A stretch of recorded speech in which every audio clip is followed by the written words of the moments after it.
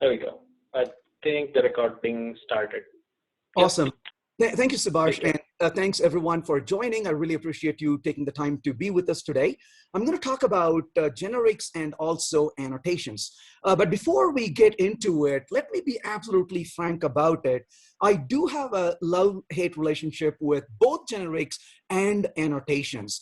I've been talking about generics for a while, mostly I would say complaining about generics for a while. And way back in time, I actually wrote an article called Annotation Hammer for InfoQ, where I was complaining that it could be used as a hammer. And as we know, hammer is a really bad tool to remove fly from the forehead of a friend. So we could be really misusing some of these as well. Well, today, of course, I want to talk about both of those topics, roughly about, give or take about an hour or so. I'll talk about generics, and then a little bit further after that with annotations. And then, of course, we can have questions and comments and everything along the way. You don't have to wait until the end for questions and comments. Any time is a great time for questions and comments as well. So with that said, let's get started. So the first question I want to start with is, what do generics really provide? Well, in a language like Java, which as we know is a statically typed language, we often want to get compile time verification as much as we can. Now, if you have programmed in languages like C++, you are familiar with the concept of templates. Now, the concept of templates actually originates even beyond a language like C++. It's a very, very powerful concept in language like Haskell, because in a language like Haskell, you truly can write generic code, but Haskell being one of the most powerful functional, but more important, statically typed language, Haskell can infer the type of your parametric type and decipher what those types are in a pretty incredible manner. Now, of course, in the case of language like C++, templates would be rendered, so to say, into the specific types along the way. Well, Java, of course, does things very differently when it comes to generics, but the main purpose of generics was to really solve a few different problems. Predominantly, the first thing was to provide a fairly good type checking at compile time, which is a good goal. And secondly, they also wanted to remove the burden of casting over and over and over in the code. So if you have been programming in Java before the time of casting, rather before the time of generics, you probably have felt the pain of casting that you had to do. The code was verbose and smelly, and that did not really give us a nice little concise syntax. Well, generics definitely helps to solve that problem, or at least it was a very good attempt to solve that particular problem. So generics really is about providing better type safety at compile time. Let's talk about using generics really quickly here as a really quick example. So let's say for a minute that I want to create a list over here, and we'll say numbers is equal to new array list. Now, clearly, if you see me write this code, you would yell and scream at me today, because those are called as raw types. And we shouldn't be using raw types right now, but this is how we wrote the code in the past before the time of Java 5. So this was very common. So now I can say numbers.add, and I can add a 1 to it and maybe a couple of more things. Let's say a 2 and a 3 to it.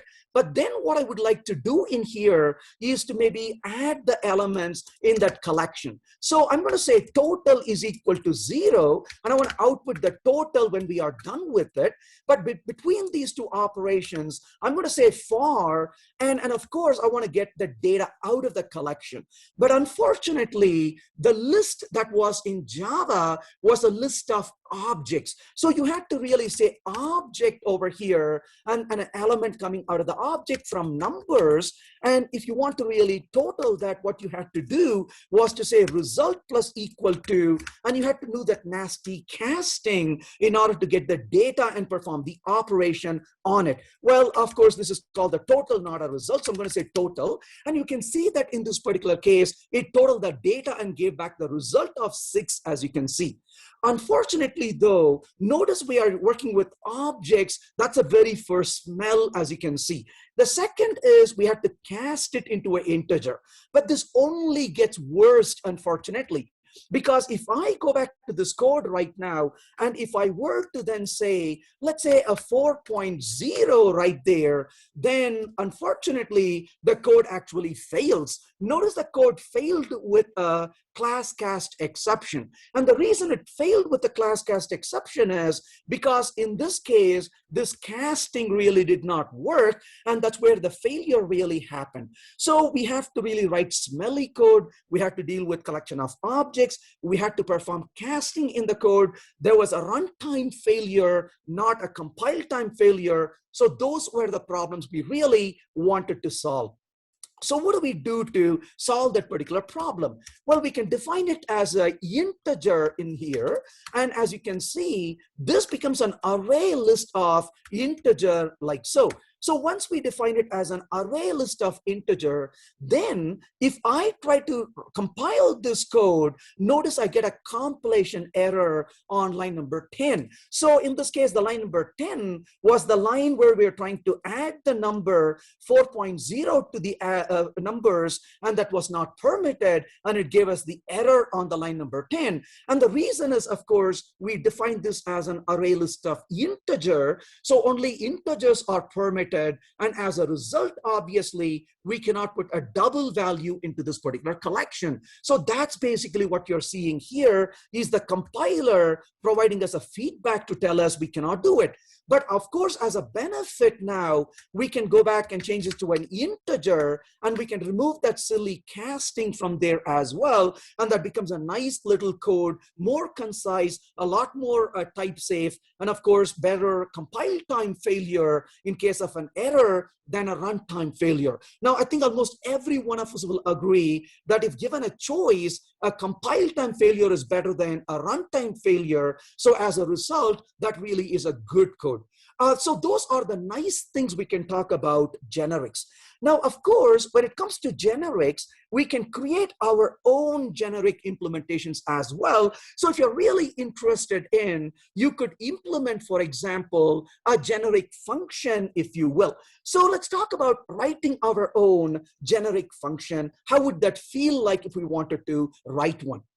So let's give it a try. So what I want to do here is to create a list of integer, we'll call it as numbers1 is equal to new array list, let's say. But this array list I'm going to create is going to contain arrays.asList, let's say 1, 2, and 3. So I'm creating a list of numbers here. And the reason why I'm doing this way is I do want to mutate the collection that I'm creating. So then I create a numbers 2 over here, as you can see. But for this, let's give a value 2, a 4, 2, and maybe a value of 5, let's say.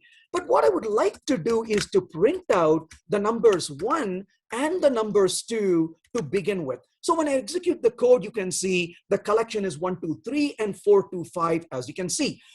So one question right there from Donald is, I would be interested to hear the explanation of could you have an explanation of the reified versus non-reified generics and declared site and called site generics? Yes, so I was not going to talk about the declared and the called site as much because that's a lot more prevalent in Kotlin than in Java. But since you asked, why not? So definitely I will include that. How about throwing that in here? So definitely I will talk about it. So I'll say declare versus, let's say, call site. Pretty exciting idea. So I'll talk about that a little bit along the way.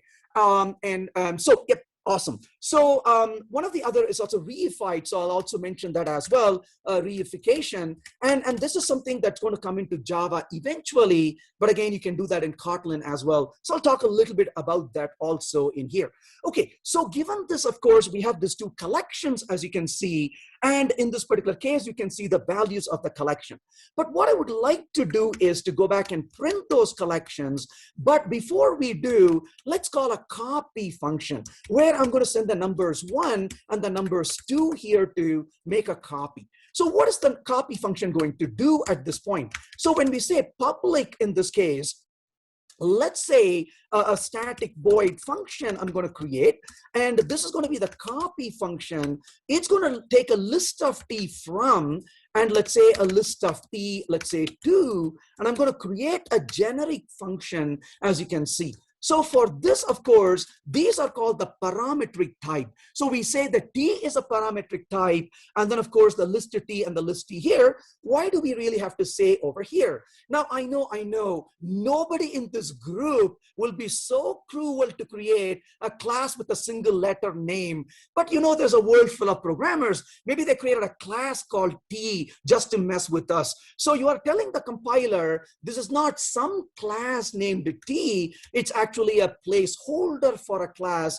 a parametric type. That's what you're saying. So if you really, and this could be anything you want it to be. I'm not suggesting you do this, but if you want to call it as a string like so, right? So basically this could be an existing class name as well. You can do this if you really hate the people that you work with and you can completely mess with their mind. I don't recommend doing it, but the point really is that it's really a parametric type that you are really referring to. So given this type T as a parametric type, what are you saying here? You are saying now that you're going to take through every single value that's in this collection, if you will. So from, and all I'm going to do is simply go ahead and add that to the collection. So in this case, I'm going to simply say a 2.add and add the element into the collection. So in this particular case, when I execute the code, you can see we copied the data from one list to the other using this pretty generic function. But the nice thing about this is if I were to change it to a double or a string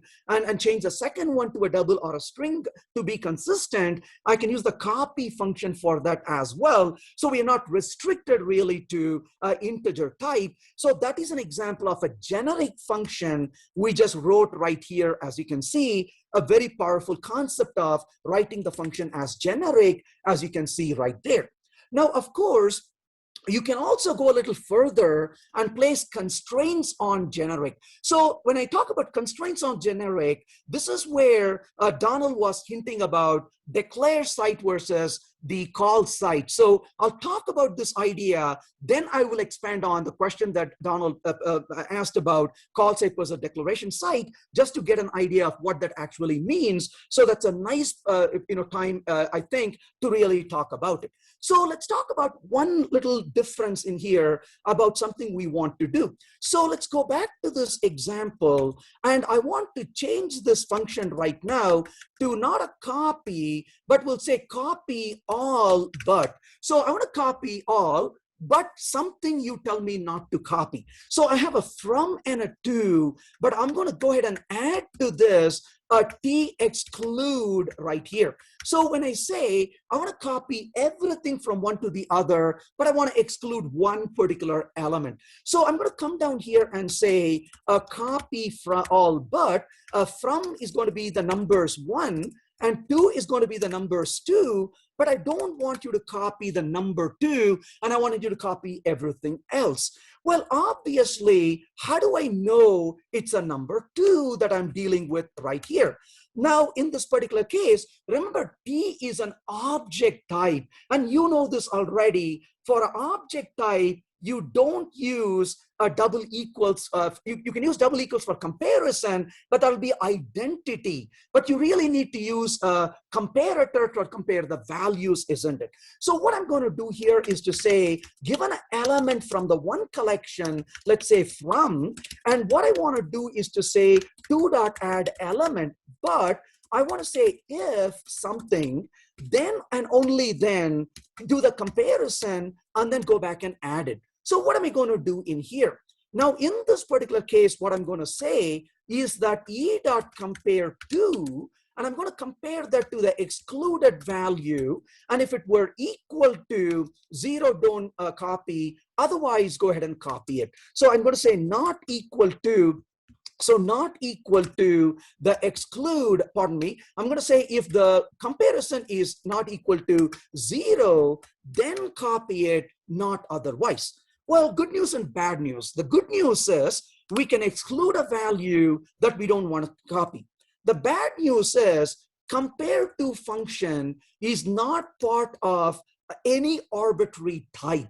So where is the compare to function? Well, the compare to function is only part of comparable, isn't it? So if you have a class, your own homegrown class, my class, and you could have said implements comparable, if you will, and of type T or whatever that is, in this case, my class, and you would implement the compare to function within that. Similarly, string implements it, integers implemented, and so on. So different classes implemented. If I try to compile this code right now, I get an error. Notice the error on line number 6. The error says, what's the error carefully? It says where T is a type variable, T extends object, but object doesn't have a method called compare to, and that's what it's complaining. So what you are saying is you want to place a constraint on it. So what is a constraint? You are saying not any type T, but a type T where that type T is going to implement the comparable interface. Now, in this particular case, Sham says, what's the need for putting T before the void? Yes, so I mentioned this a few minutes ago. If you don't put the T here, then the T here is a really badly named class named T. And maybe in your application, there was a rogue programmer who likes a single letter class names because they exhausted single letter variable names, and with vengeance, they're creating single letter class names. So now the T stands for an existing class, and you're telling the compiler, hey compiler, this is a parametric type, not a regular class I already have. T is a placeholder, not really a real class name. That's what you're saying here. So in this case, what you're saying is you want to add a constraint. So the constraint that you're adding is you're saying that T is going to implement the interface, which is the comparable interface. Now, if you get technical about it, you say that you're implementing an interface. But if you really think about the word extends and implements to be interchangeable, then you are talking about the inheritance hierarchy. So you are saying T is a class that is below the comparable class or interface. So as a result, you use the word extends comparable of T like so. So this basically says, I want a type T, but only where a type T will implement the comparable. So don't get confused with the word extends over here. Extends doesn't mean extends. Extends simply means it's in the bottom of the hierarchy of the inheritance tree. So you have an interface or a class up there called comparable, and you have a class below it, which is permissible right in here. Donald says, I'm familiar with the PECS mnemonic, but I've struggled with the consumer super part because it seems to contradict with the Liskov principle. Can you help a tiny bit brain understand this? Bingo, a very nice segue into what we're going to talk about next. So beautiful question. So stay tuned for just a few minutes. We'll get to that. And Nima says, so T is an arbitrary convention. I could use Q if I wanted to. I apologize because I talked about this, but I think people are joining later after I spoke about it. I was kind of, pun intended, I was saying, if you really want to mess with the brains of the people, you can actually call this a string if you want to, and you can make this a string here as well, and you can make that a string in the second case as well. I'm not suggesting that you write code with that, right? And of course, in this particular case, it's complaining, but this could be your own classes, if you will. Oh, maybe because I put a, okay, so let me just try this one more time in here. So I'm not suggesting you do this, but that becomes really a type of the a particular generic type. That's what you're saying. So it's really a type. It can be anything you want it to be. And in this particular case, it's giving us an error for the string, but you get the point. Maybe, oh yeah, because I did not put the type consistently right here. That's why. So there you have it, right? So again, don't do this. But in this example, the word string is not referring to the Java string. This is a terrible code. So if you ever write it, don't tell me I gave you this idea. But the point is, they are simply telling the compiler, hey, this is just a foo, which is not a real type. It's a placeholder, right? That's all you are saying right now. So a T or a E or something like that is a convention that we normally use for those types. That's all you're doing. And yeah, absolutely, you can use a full name for a type as well. That's actually a good recommendation. To make the code more readable, that's actually a good thing to do. Absolutely.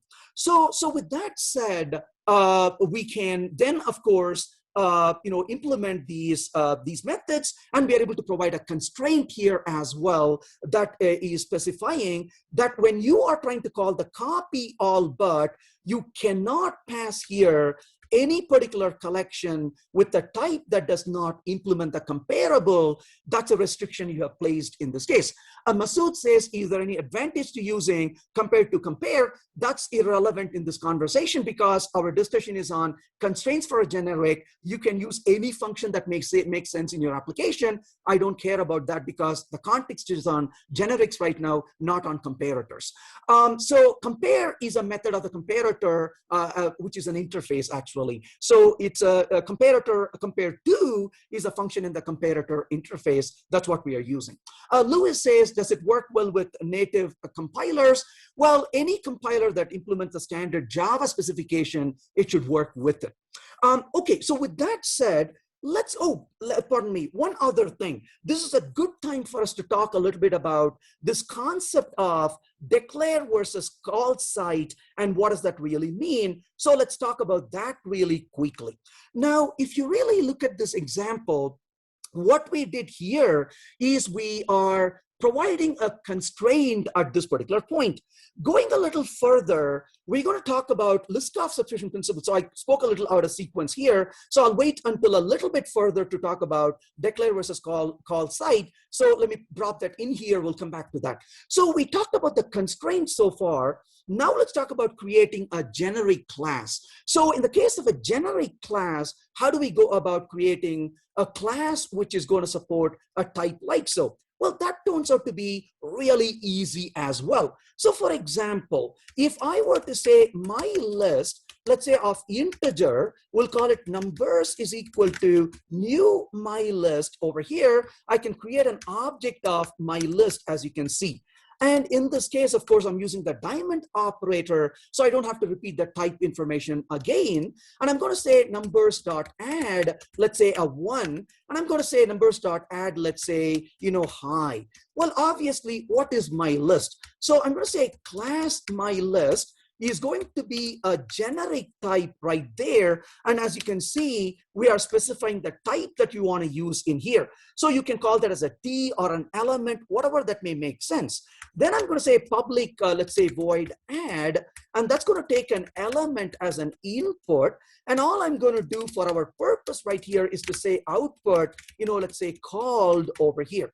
Now, if I try to compile this code, the last line in the code uses an error. And the reason is for our own type, the compiler verifies to say you cannot provide a hi over here because as you can see on line number 4, the add function takes only type T, where the type T is defined as integer in this particular context. So as a result, you cannot pass the hi, but when you try to run the code right now, you can see it says called, and that works just fine. So how says, what are your thoughts on passing type as its own generic type parameter to help facilitate return this declaration in ancestors? I know Assert J uses this convention. Well, so that's a really good question. And what you're really hitting the nail on is the fact that Java does not implement reification at this point.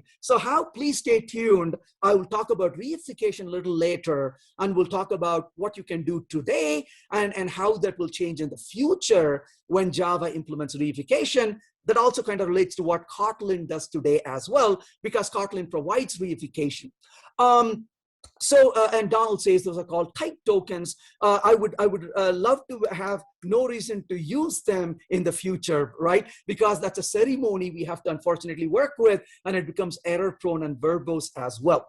Okay, so we wrote our own generic class, but that comes to a very interesting aspect, which is the list-off substitution principle. So let's talk about how Java honors this really well. And I'm really a big fan of languages that honor good design principles. That's absolutely a bonus, if you will, when it comes to using some of these capabilities. But let's understand this with a little example. So I have a class called the fruit, and a fruit class, but I'm going to say that I have a banana, which we know, of course, extends from fruit, but I also have an orange, which also extends from fruit.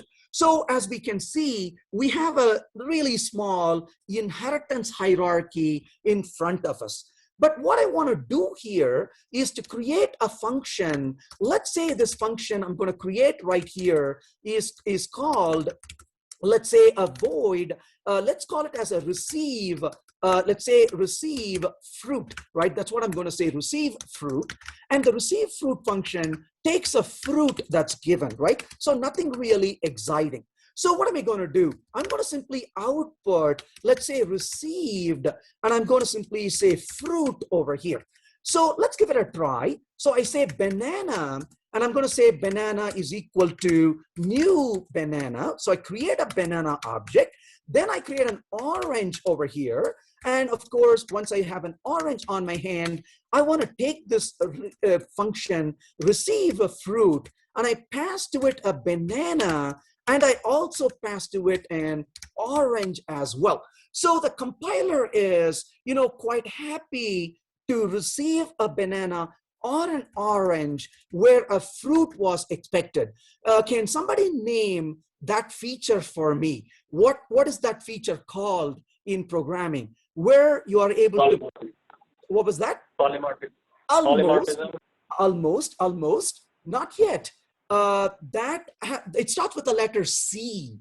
So where you're able to pass an object of a derived Covariance. Okay, bingo. Thank you, Todd. It's covariance, right? So in other words, you are able to use covariance. And of course, there's another concept called contravariance as well. So contravariance is the opposite, where you're able to use a base class in place of a derived class. On the other hand, covariance is the other way around. Covariance is very common, contravariance not so much, because that leads to a few more problems. So this is covariance. And of course, you enjoy the polymorphic concept thanks to covariance. So polymorphism comes in a little later than covariance kicks in first. Covariance kind of opens the door for you, and polymorphism is the real party where you get the extensibility, if you will, right? If covariance didn't open the door, there's no partying to be had. So covariance really gives you that capability to say you are able to treat an object of a derived class in place of where a base class is expected. Now, the problem we need to keep in mind really is the following, right? So you have a derived extends from base, right? But a generic of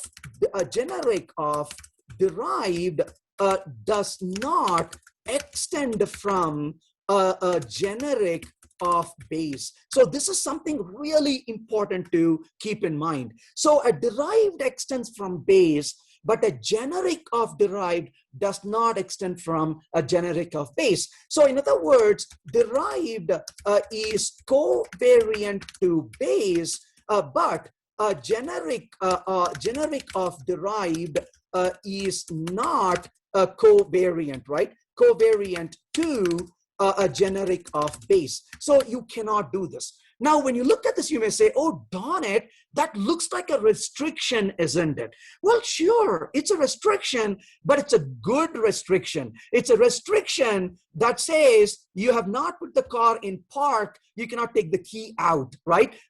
Trust me, I've done that downhill, and I'm so thankful I can't get the key out because the car is not in park, right? So those restrictions are useful because it prevents us programmers from making some silly errors that can come to bite us in the back. Like what? Let's dig in a little bit and see this really quickly. Now, if I go back to this code, if I were to write a public, let's say, static void, let's say let's call this as a receive, let's say receive a fruit basket. So the receive fruit basket says list of, let's say, fruit, we'll call it fruits, if you will. So in this case, I'm going to simply say received, bunch of, let's say, fruits, and we'll call this as bunch of fruits. And then what am I going to do? I'm going to come in here and say receive fruit basket, and to it I'm going to send a new array list of, let's say, fruit over here, and that becomes a fruit basket, as you can see, that we are going to call into this like so. So when I run the code, what does it tell us? Received bunch of fruits, not a problem. However, if I were to go back to this code, and if I were to say, if I were to say, in this case, an array list of, let's say, banana, and an array list of orange here as well. Now let's say, what could possibly go wrong, isn't it? Oh, Nima says, could you please explain contravariance? I'm going to skip that part right now, mainly because I don't want to take the focus away from our topic. But Nima, when we finish the talk, during the Q&A time, please do ask the question again, and I will definitely go with that later on. So let's kind of put that away, and we'll come back to that later on. So in this case, we can, Lima, okay, excellent, so thank you. Nima, so I think I pronounce this Nima, right? So Lima, okay, Nima, awesome. So wonderful. In this case, of course, we are going to pass an array, a list of banana, array list of orange. What could possibly go wrong? Well, the compiler doesn't think that's a great idea. What does it say? It says cannot be converted to a list of fruit when you provide an array list of banana. What could possibly go wrong in this case? In this particular case, of course, lemma, okay, got it. Thank you for helping me to pronounce the word correctly. I hope I said that properly now. Awesome. So, lemma, okay, awesome. So in this case, of course, we are passing an array list of banana, and it doesn't want us to do this, but why? Well, the reason really is, if you think about the code in here, we can pretty much say, for example, fruits.add new, let's say, banana, right? This is pretty legal, isn't it? Because banana is a fruit, and you are allowed to add a banana, which is a fruit, into a collection of fruits. But guess what's going to happen? If you were to add a banana to a collection of fruits, all of a sudden, a basket of orange ends up having a banana in it. That's not going to go really well. So when you receive a basket of oranges, you open it and you see banana in it, and you're going to say, that's kind of weird, and the banana is going to be all squishy being among the oranges, right? So that's not going to be fun at all. And the compiler is thinking ahead and saying, hey, let me protect you. You don't want a collection to contain things it should not contain, so we won't allow this to happen. So that is basically what we did, is a protection saying, wait a minute, this is dangerous, don't do it. So that is Liskov substitution principle working over time for us behind the scene. The compiler is protecting us already, saying, don't go that route because you're going to have substitutability problems later on. You're going to violate the invariance of a collection. What is the invariance of a collection of oranges? It only contains oranges or nothing. And if you put a banana into it, you're breaking the invariance, and it's saying, no, don't do this. We are going to protect you. Why is this related to Liskov substitution principle? The reason it's related to Liskov substitution principle is that in this particular case, if you were to want to write a code like this, you would get to a sad situation where you would say if, and you will check if it's an instance of something that you're not supposed to put into, and you would perform these checks, which eventually becomes a violation of open close principle. And Liskov principle says a user of a base class should be able to use an object of derived class without knowing the difference, without making those checks. So that's why this is not permitted.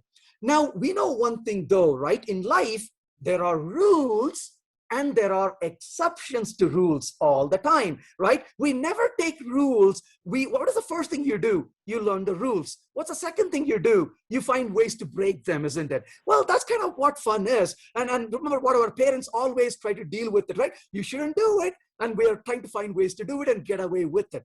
So there are times when this is okay. How do we really achieve that? Well, let's get to that a little bit with an example.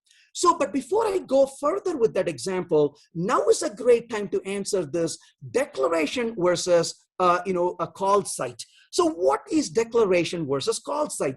Languages like Kotlin makes this really easy. So if you were programming in Kotlin, you might be surprised if you pass a list of derived to a function that takes a list of base, the compiler will quietly accept it.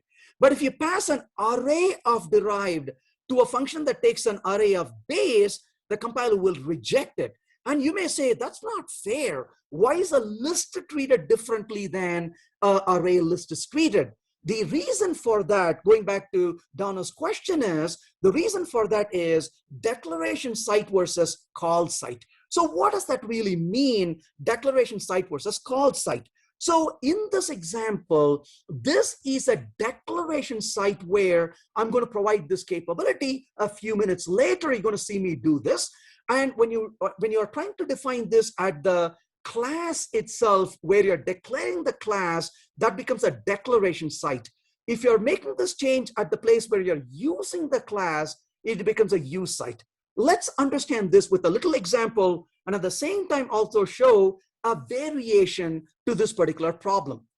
Now, in this particular example, we have a slight issue. While the compiler is protecting us, this may actually work as a disadvantage in some situations.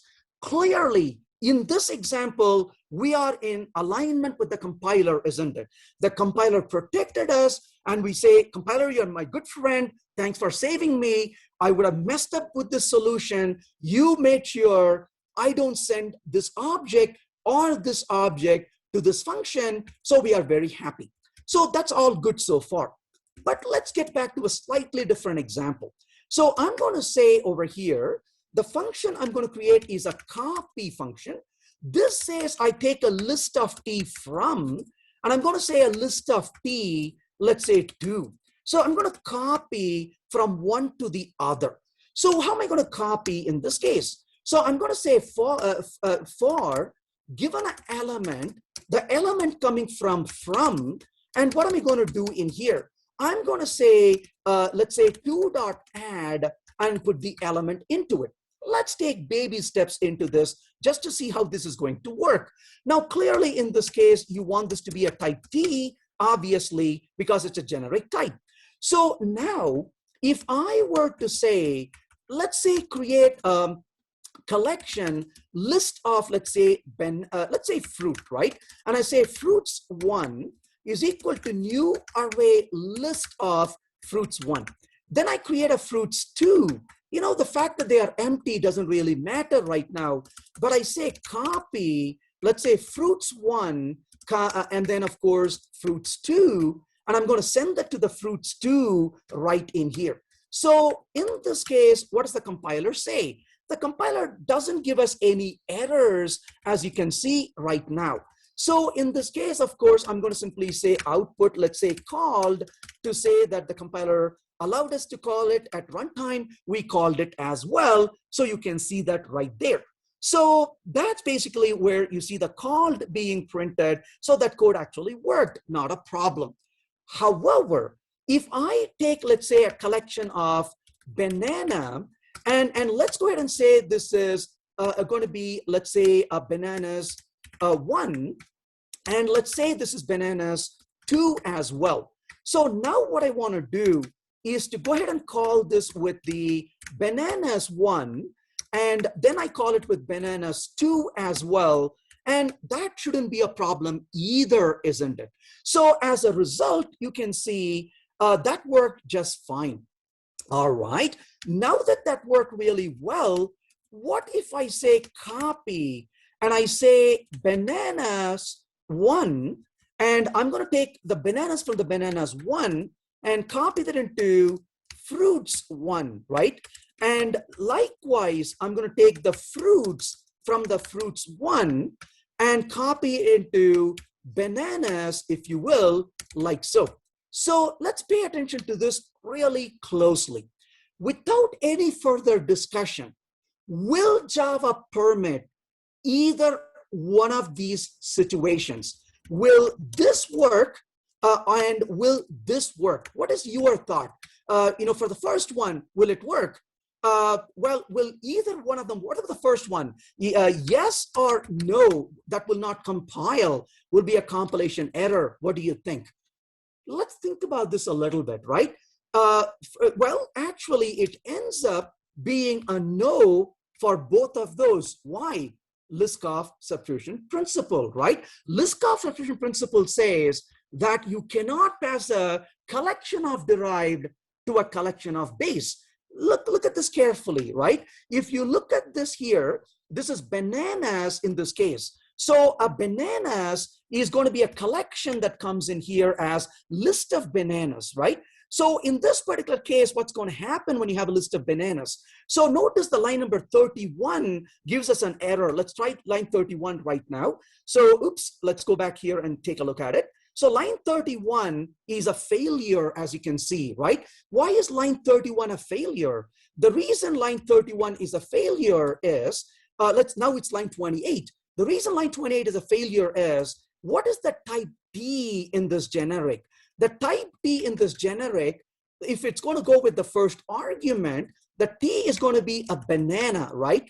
But this one is a fruit, not a banana. And the compiler says, dude, you cannot do that, right? So line 28 failed.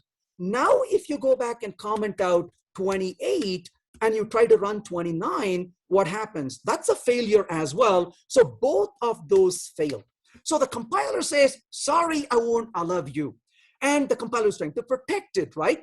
Now, just as kids often do, what do they say? But mom, but dad, this is only, and they try to give you an excuse, right? And they try to convince you this is okay. And what do you do as a parent? You often listen to them and say, all right, this time it's okay, but not every time. So here's my question. It's a completely different question now, not about the compiler, about the situation. Which of these two should be okay?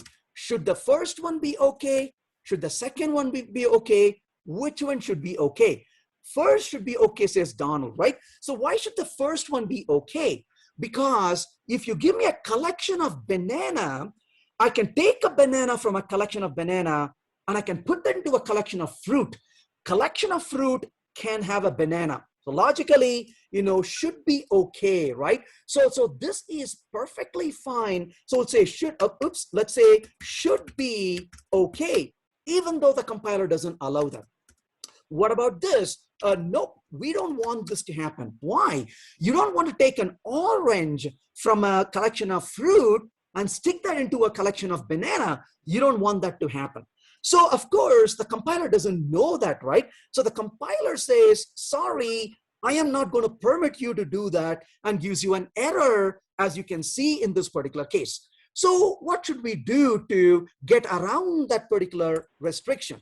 You are telling the compiler, my dear compiler, thank you so much for looking out for me, but I know what I'm doing. Flip, here's the override switch. Give me permission to do this, please. So even though the compiler doesn't permit it, now you are saying, hey, compiler, let me tell you what I want here. I want this to be a type T. I want this to be a type T, but I want this to be an extends type T. So this basically is actually in this case, is it extend or is it super?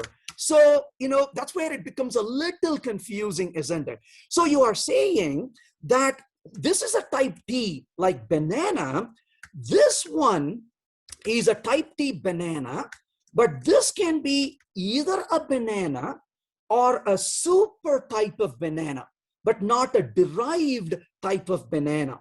So again, a little confusing. We're not saying that this is a super type.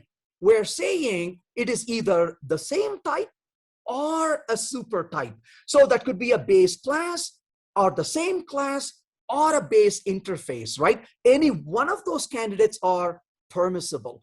So why is this okay? The reason it's okay is, notice the compiler was happy with it. And what does the compiler say? The compiler says, all right, when you call, if this is a collection of banana, this can be a collection of banana. Like, so for example, you can say bananas 2 right here. That's perfectly fine. Or it can be a collection of base of banana, like a fruit. However, if this is a fruit, a collection of fruit, this cannot be a collection of derived of fruit. So that doesn't compile. Line 30 still failed, as you can see. So in other words, that's kind of like an override switch, isn't it? So you told the compiler, do me a favor, accept whatever a type here is, but for this, be a little flexible for me, please. And the flexibility is either the type or a super type. Now there's a problem here, isn't it? The problem here is, just because you say please doesn't mean the compiler is going to tell you okay, right? Because if the compiler says okay and you get hurt, whom do you blame? Have you ever used the word this stupid compiler? Compiler doesn't like hearing it, right? So the compiler says, okay, fine, you said please, I'm going to let you do it, but on one condition. What is the condition? The condition is for the condition is for the from, sorry, pardon me. So for the from, you can read from it, right? So you can read from it. But for the from, you cannot write into it. So if you try to write into the from, you're going to get an error, because that could be dangerous writing into it, because you could be throwing arbitrary things into it, right? So it can be safeguarding it. So it's going to start putting restrictions on what you can read and what you can write. And it's going to really give you some of those things. So if you try to write into the to some arbitrary type that's a derived type, it won't allow you and such things. It can put you the conditions into it. But having said that, this goes back to the question that Donald asked earlier, and that is, hey, we are using the wildcards, all right, and we're also using things like super and extends. The question you want to ask is, where do we use extends and super with respect to generics, right? So this is the concept in languages like Kotlin, and Kotlin gives you a little bit more capability. So for example, if you use such measures when defining a class, it is called declaration site, essentially. On the other hand, if you use such measures when you are using, so when you are using a class, like for example, in the case you see here, then it is called use site. So in other words, where do you really indicate those measures of that override or exception? If you're doing it when you're defining the class, it's a declaration site. If you're doing it when you're using the class, it's a use site. How says, under what circumstance would you say using raw type to bypass generic assertion acceptable? I've used it when dealing with unbounded wildcards. I would say, if you have that urge, call a friend and tell them you're really having bad thoughts today and you want to spend some time with them and get them to talk you out of it. I would say that is unacceptable except maybe a very, very rare situation. For most part, I would really avoid raw types. I would rather use the wildcard where needed rather than using raw types. We should definitely go away from using raw types as much as possible. The number of use cases where I can think of is diminishingly very small. You might be able to come up with a very arcane situation But in general, in application programming, we definitely want to avoid that as much as we can. I'm not a fan of raw types at all, and I cringe every time I see them. So with all that said, there is one problem, unfortunately, we need to deal with, and that is generic type erasure. This is not a very pleasant situation to be in. Oh, absolutely. In terms of reading, writing collections, but in general terms, the compiler has no understanding of which methods to reading and writing to. That's correct. So it doesn't have to be collection. It's anytime. So to go back to Donald's comment, I'm glad you mentioned it. So it's not just about adding to the collection. It's really a direction of the data. This is why in Kotlin, use the word in and out, right? When you're reading the data, where you're pulling the data out, or you're sending the data, that is the in direction. So in Kotlin syntax, you don't use super and extends, you say in and out, which is much more intuitive. You're saying, I want to use this for reading, or I want to use it for writing. So thanks to your comment, Donald, it's really about the direction of the data movement. So it is not even read and write, if you will, right? Because if you're passing the data, you may not even write into it. But if you're passing the data, it says, no, I don't want you to send me the data. You can read the data out of it. So it's being very cautious about it. So in other words, the compilers are trying to protect the list of substitution principle, the invariance of a class. That's where we are going. If I were to stop this talk right now, I think we can go home celebrating generics, right? And saying generics are awesome, how beautiful they are, and we're going to be really happy with them. But unfortunately, though, there is one flaw in Java. Unfortunately, that is called type erasure. Type erasure takes the fun out, in my opinion. And it really is where it limits what we can do with generics. Now, obvious question is, why did they do it, right? I always sympathize the question, why? And one of the things I'm beginning to realize more and more, this is true about life and programming. There is always a trade-off. You gain some and you lose some. And at the end of the day, you have to ask the question, what am I gaining? And what I'm gaining, is it much worth than what I'm losing? Now, let's talk about something else that we need to clearly understand. There are languages like Scala, C#, and of course, there are languages like Java as well that we normally have out there that people get excited about. But there is one distinction between these kinds of languages. And before I talk further, I want to clearly emphasize, I have the utmost respect for all these languages, right? I'm not saying negative about any of those things, even though it may sound so. But the point really is, when it comes to language like Scala and C#, take C# for a minute. In C#, when they introduce generics, the generics in C# is a lot more powerful than the generics in Java.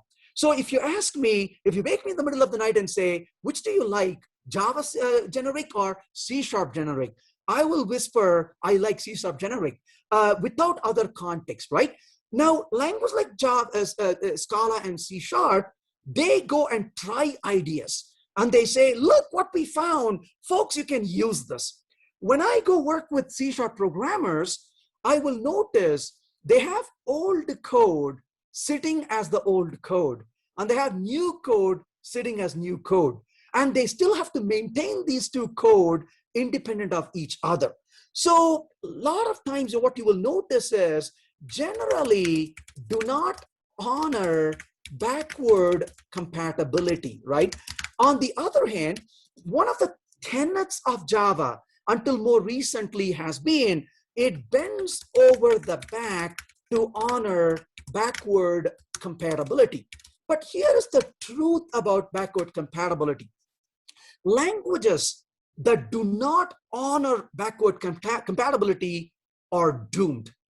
Languages that honor backward compatibility are also doomed. So this is one of the beautiful things about backward compatibility. You're doomed either way. You get doomed either not honoring it, or you get doomed honoring it. They just choose a different path to get doomed, right? That's all it is. So in the case of Java, it was a tenet that we're going to honor backward compatibility. So they said, if we introduce generics, we don't want people to start changing existing code overnight. So how can we make generics backward compatible? And the answer to that question was type erasure, right? So in the short term, that was a great idea. In the long term, that becomes a problem, right? So what did they do? What they did was they said, hey, we're going to do a type erasure. In all fairness, over the versions of Java, they started putting metadata into the bytecode more and more. So it is still a type erasure, but it's a little bit better today with some metadata in the bytecode than it was years ago. So they have taken the time to improve, but it's not a perfect solution yet. But what's going to happen in this case?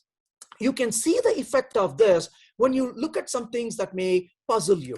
For example, let's say a class, my list of t, and within this, I'm going to create a public, let's say static void, let's say foo. And this foo function is a static function, and all I'm going to do is say, called over here. So when I call this function, how do I call this function? If I say my list, let's say, my list of integer, and I'm going to say .foo, notice the compiler gives me an error. It says not a statement. Like, what does that even mean? Not a statement. Then it says on 11, semicolon expected. Now you look at this and say, really? I do have a semicolon over here, right? So clearly something is going wrong here. So what is the problem? Why is it not happy with us? The reason really is they want us to call this as mylist.foo and not as mylist_integer.foo. Now you may wonder, like, why? The reason is, if you create, let's say, my list of integer, and if you create a my list of, let's say, string, under the hood, we only have one my list, not my list of integer and a my list of string, right? So why is this? Why is that the case? The reason is really type erasure. So what is type erasure? Type erasure is the compiler will do an analysis and determine what the type of that variable should be. And if it cannot really find anything really very appropriate, it is going to assume that this is going to become a class my list of object, right? So that is basically what type erasure is.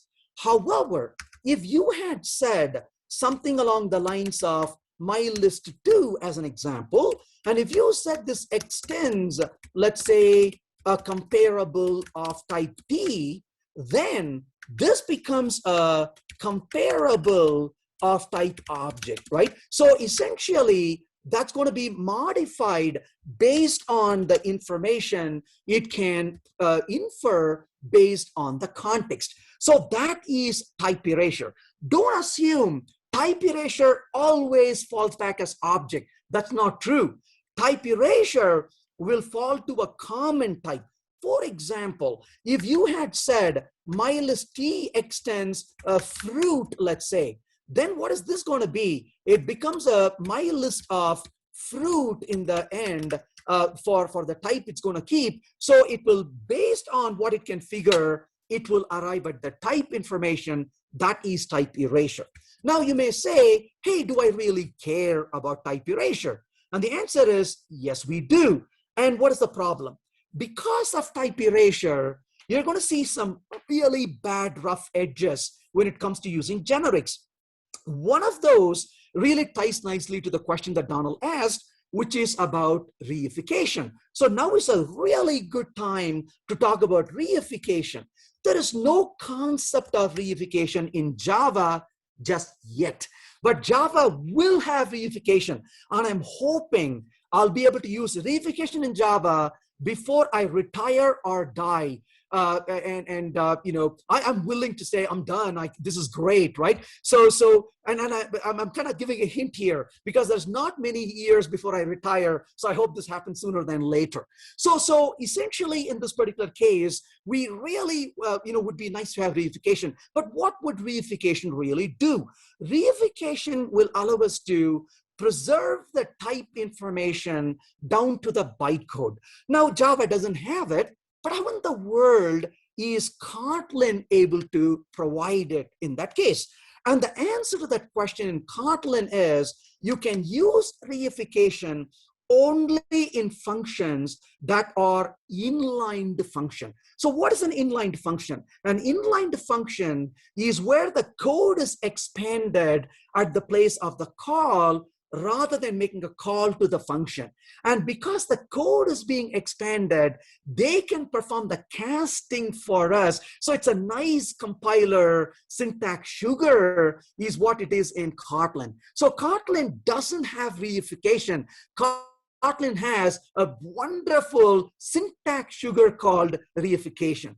When Java implements reification, it'll be true reification. Again, I say this with respect because Kotlin cannot go rogue and implement reification without the bytecode supporting it, right? So that's where the constraint really is. And this is one of the reasons I get excited when Java does something, right? So it's kind of like if Java does something, all the languages benefit from that. That's a benefit you get out of that.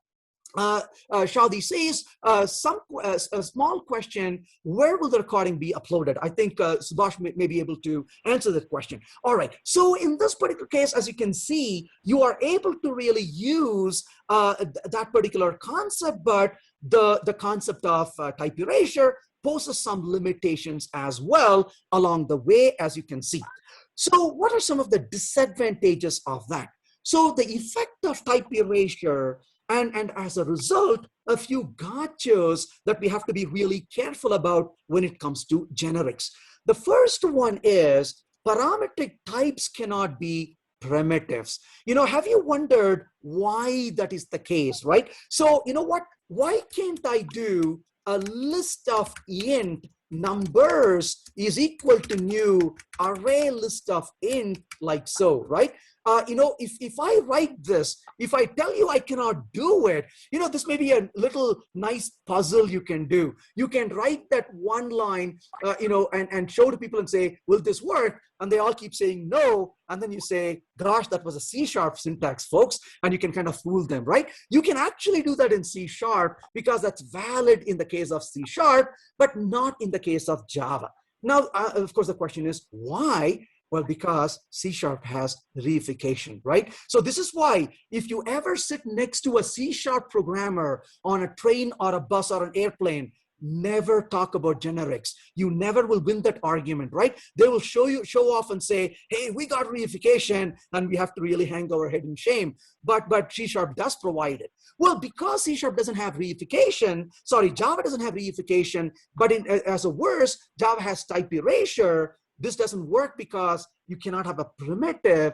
It's got to be an object. Once again, one thing I'm waiting for is the concept of value types in Java. When value types are introduced, you will be able to create a list of value types as much as list of objects. Donald says, do you think it's possible for Java to implement reification generics without breaking backward compatibility? If not, I think it's unlikely they will ever be. Aha, really good point. This is one of the reasons why I said Java bent over the back to not break backward compatibility until recently. So there was a small change recently, and the change is they will break backward compatibility if they find that the benefit outweighs the cost. So Java no longer promises 100% backward compatibility. So they will have to break backward compatibility in some cases. I'm not suggesting whether that is the case or not. No, Java records are not value types, not at this time, because there's no value types in Java yet. So essentially, I'm not suggesting they will break backward compatibility for this reason, but Java will not stop from breaking backward compatibility if there's a really good reason to do so. and then the time will tell us how that's going to happen. How says, is this related to how Java handles primitives in general? You can overload a method with primitive and box type, for example. Not really, because this concept is very different. When it comes to primitives and box types, there we are talking about type conversions. Here we are talking about type erasure. So the concepts are pretty different from each other. So the first disadvantage, as we talked about here, is exactly that, as you saw, and that is you are not allowed, unfortunately, to use a primitive as a collection, as a parametric type in a generic, right? So that's a very first problem. The second is you cannot instantiate a parametric type. So how is Java presently breaking backward compatibility? I'm not sure what that means in this particular context. I'm not suggesting right now that it's breaking backward compatibility at all. Java right now is not breaking backward compatibility, but what they are saying is moving forward, they will not bend over their back to preserve backward compatibility. If there is a reason why they should break it, they will. So the strategy is different moving forward compared to the past. That's what I'm saying. So we cannot instantiate a parametric type. That is something we need to keep in mind. So for example, suppose I were to say, so what reification allows us to preserve in types of bytecode? Going back to Shyam Prasad's question, it will preserve the type, right? It's not going to do the type erasure. It can remember the actual type you are using. So you will be able to distinguish in the bytecode that you are dealing with, for example, a list of integer versus a list of string, for example. In other words, what will reification allow us? Almost everything I'm going to talk about now, all the troubles we're going to see now are limitations. Most of them, I hope, will go away when it comes to reification. So another question that was asked earlier, I don't remember who asked it, and the question was, hey, would I pass the type information to function so I can return an object of that type? You will not have to do that with reification because you'll remember the type and it can give you the object of the type very easily. So you don't have to pass the class T as an argument and then get it on the other side. Besides, a lot of the other problems we're going to talk about right now will go away. So let's take a look at an example. Suppose you write a function, let's say called use, which takes an instance as an argument like so in this function. But what I would like to do in here, let's say we say called right now like so. So now I'm going to go back and say, call the use function and say hello, and maybe call the function. Or maybe I can even say use and call a new sample and call that function as well. So if I run the code in this particular case, you can see that it says called and called twice. However, I go back to this code and say output new T, and I create an object of the type T. So I'm instantiating a parametric type right there. Now, why would this not work is the question, right? So if I compile the code, it says unexpected type, and it says required class type parameter T has been used. Now, why is that? The reason is, remember type erasure. So if this were to be allowed, what would that become? That would become new object, which is kind of silly, isn't it? That's not what you expected. So they are saying, we won't go that route because of type erasure. It makes no sense to do it. So if you really want to do this, what do you have to do in Java? Well, sadly, you have to pass in a class types constructor, and you have to use reflection, and you got to create an object of that. This code is smelly, error prone, verbose. Reification will remove all that burden. So when reification becomes available, you can create an object very easily of the type you're interested in without much difficulty at all. That's another benefit you're going to get out of reification. So that's one limitation you're going to run into. Multiple parameterized interfaces cannot be provided. Again, these are really because of type erasure, right? So let's take a look at an example of that. Suppose I say a class, my class, and I'm going to create an object of my class. And all I'm going to do simply here is see if the compiler is happy with me. So I say, okay, like so. So the compiler says, you're good, keep going. I say, all right, that's wonderful. Now I'm going to say over here something along the lines of, let's say in this case, can you do a new T in C#? Well, remember, this is not a conversation you want to have with dotted programmers. We will never win this. So you know the answer already, right? Yes, you can definitely do that because they have reification. So we're not going to win this battle. You know, C# is a better language than Java in a lot of different respects, unfortunately, whether we want to accept it or not. So the answer is yes, you can do it. So can you talk slightly about union types, T extends, and that? So that's not really related much to generics in this particular context. So I'm going to skip that part. Also, maybe segue into annotations. I recently discovered you can annotate type parameters. For example, you can say validation. Yes, I will talk about that as well when it comes to annotation. But I'm not going to spend much time on the intersection types in here because that's a bit off topic for what we are focusing on right now. So given the class T, you can see that it was quite happy with what we had created right there.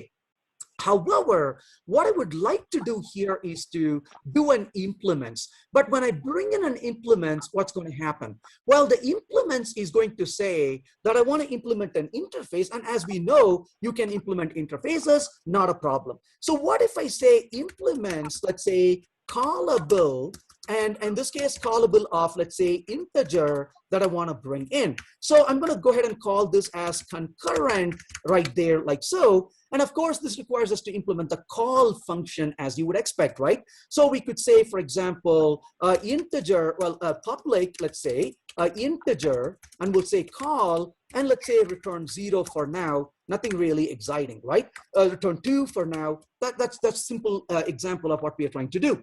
However, I'm going to go back to this code and say, comma, callable of, let's say, string. So I want to implement two interfaces in here. Notice what the error says. It says repeated interfaces.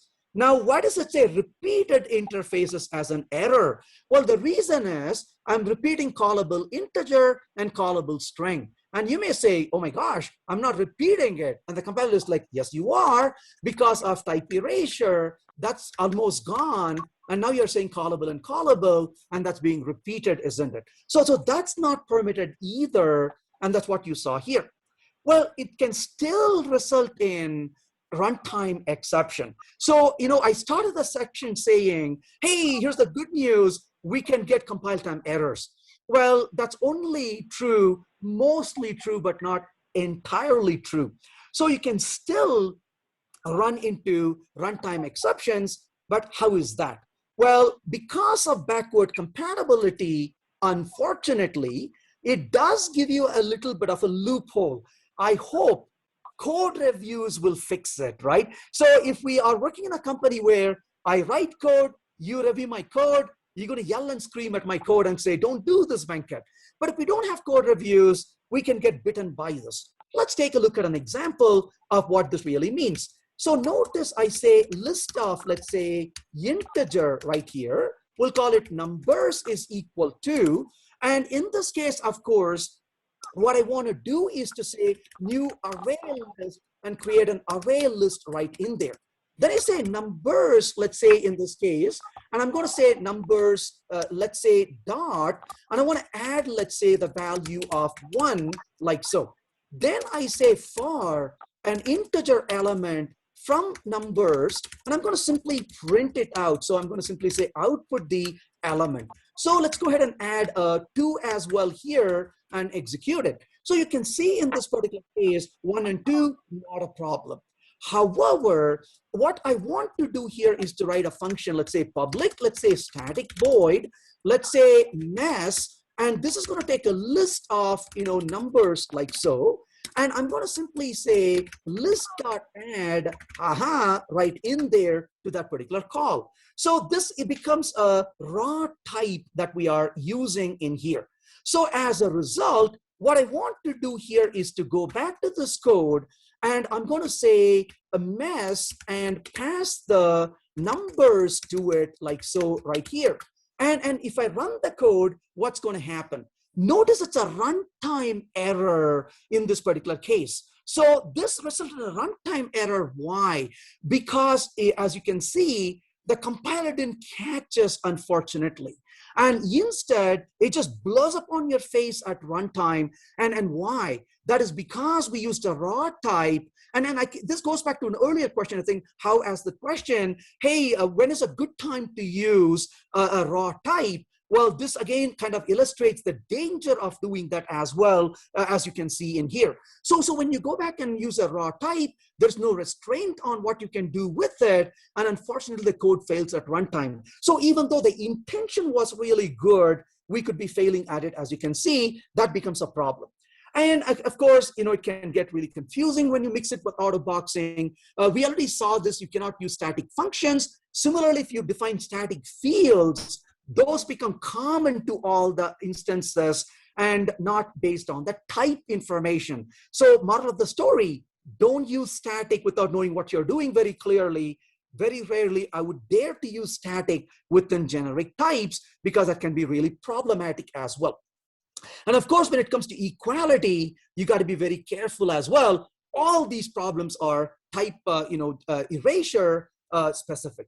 And one last thing I want to quickly mention here is when you are using a conversion from a non-generic to a generic type, you got to be really careful with it, because you cannot simply say, put D everywhere there is object and be done with it, right? It'll bite you in the back. Why? Remember, covariance and contravariance becomes an issue quite often, right? So we have to be very careful. So when you go to thoroughly, solid amount of unit testing is needed. And you have to go back and verify that it not only works for the type, but works for covariance as well, where that may be necessary.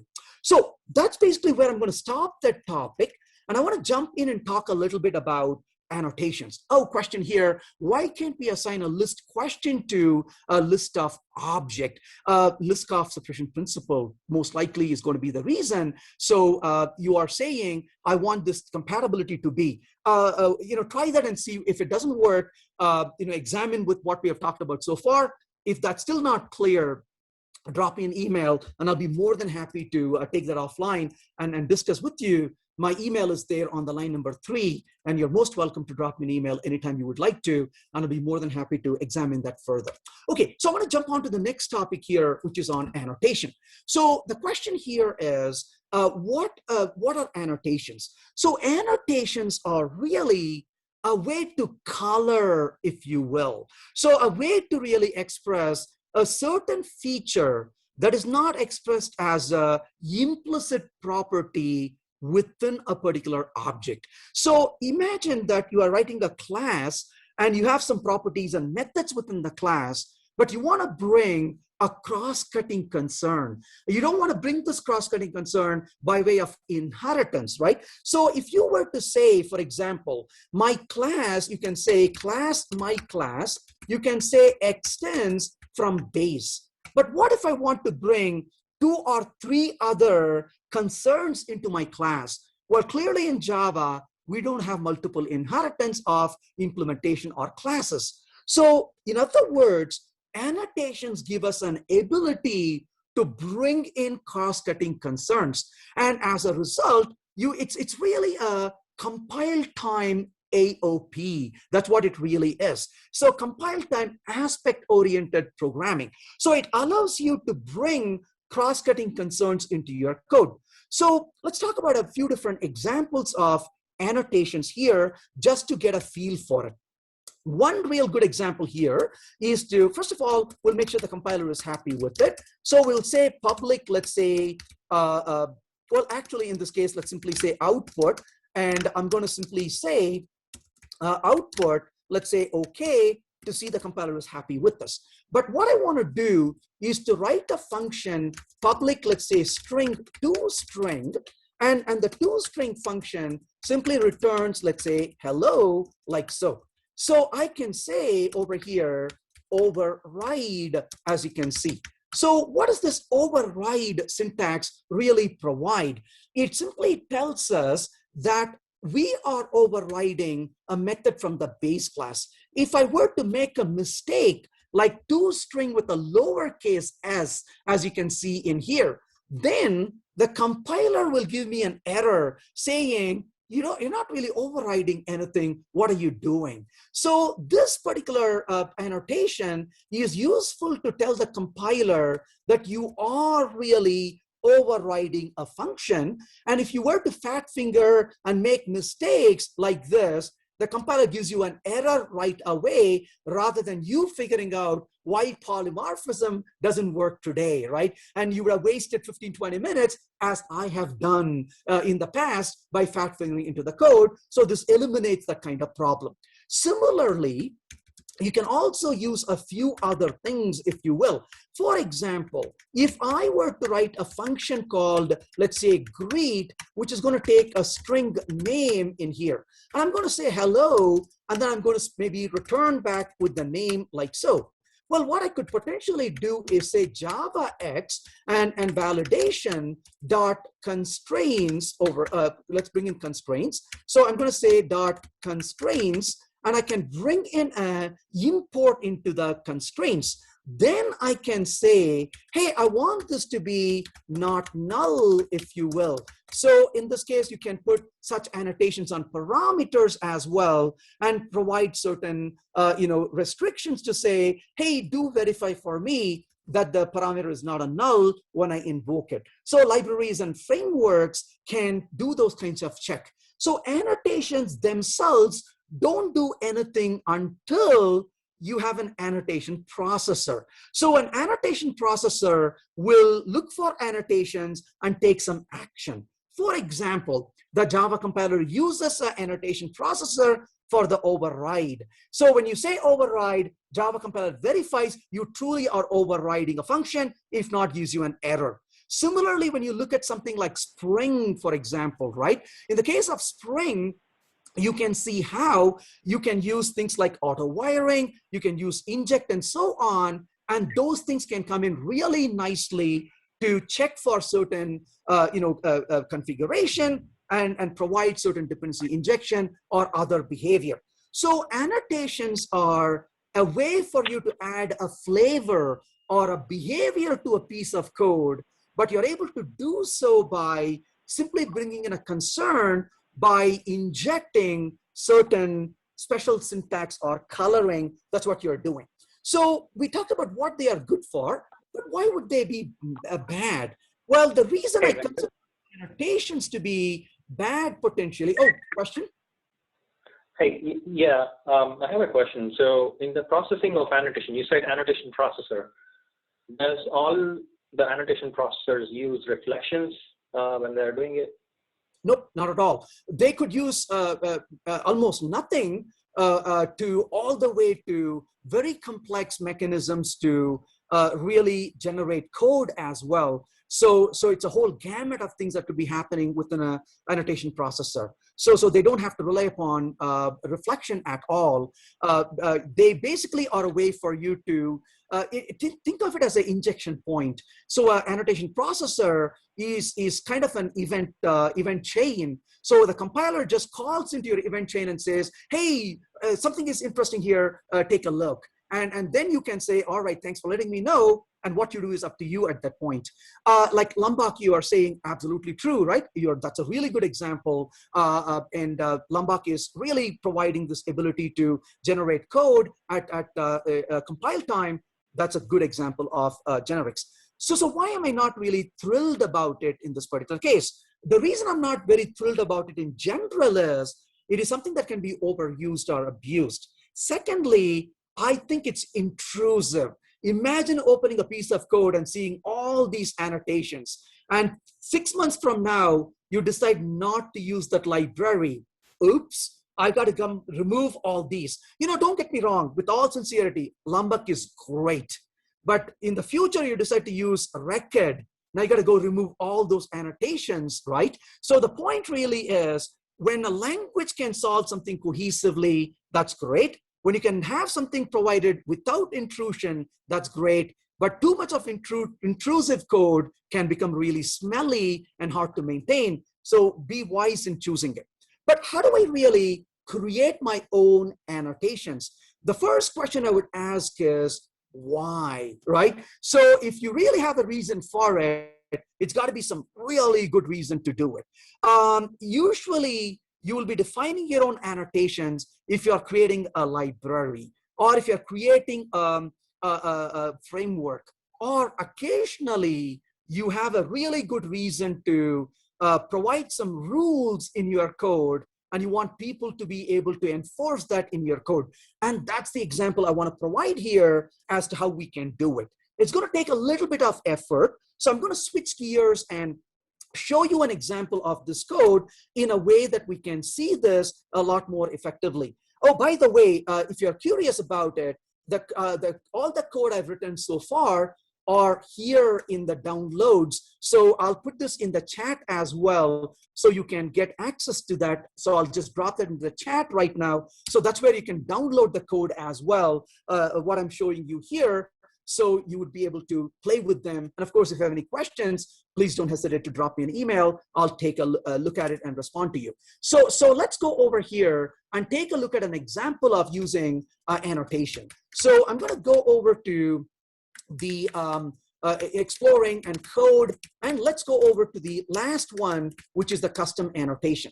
So what I want to show you in here is a little example of, let's start with some baby steps and work our way through it. Here is a very simple example. Imagine a scenario where I want to enforce some architectural restriction on my code base. So I'm going to tell my developers, any class you create marked as immutable should only contain final fields, right? That's what I want to enforce. Right? A trivial example, but nevertheless illustrates it. So what am I doing here? Notice a person is immutable, but I violated my own rule. So here is a final first name, but the last name is not final. I want my compiler to trigger this and give me an error. So for now, I say final here. Entertain the thought for a minute. I go back to the command prompt and I say .build, and I'm going to compile the code, and notice no compilation error right now. However, I remove the word final, as you can see. I want the compiler to tell me I am wrong. So how do I do that? So the first thing here is I have an interface, an annotation called immutable. And notice I said the retention policy is source code. There are 3 retention policies. Source code, it's thrown away at compile time. It's not going to be put into the bytecode. You can tell it to put into the bytecode. It sits in the bytecode for no good purpose. There is a runtime where it comes to life within the JVM at runtime. Well, I said no good purpose, but actually it is used for verification at compile time using third-party bytecode libraries, but there is no runtime impact, right? So you get to decide, do you want it at compile time? Do you want it at the source code bytecode level, or at runtime where it lives in the bytecode? If you're going to use reflection to work with the annotation, it has to be runtime, right? Because if you use reflection, you need it at runtime. If it's source or bytecode level, you won't see it. And then the target, where can I place this annotation?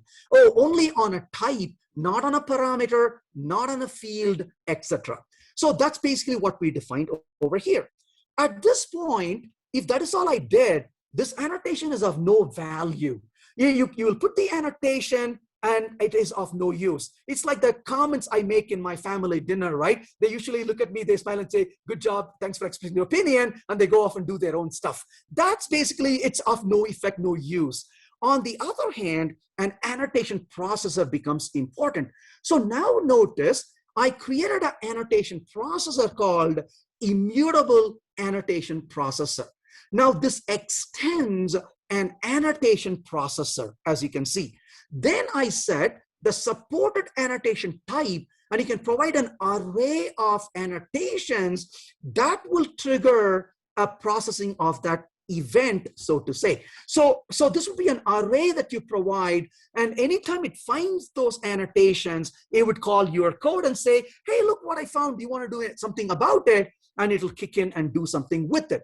So in this example, just for our purpose, I'm going to simply say output called right in there.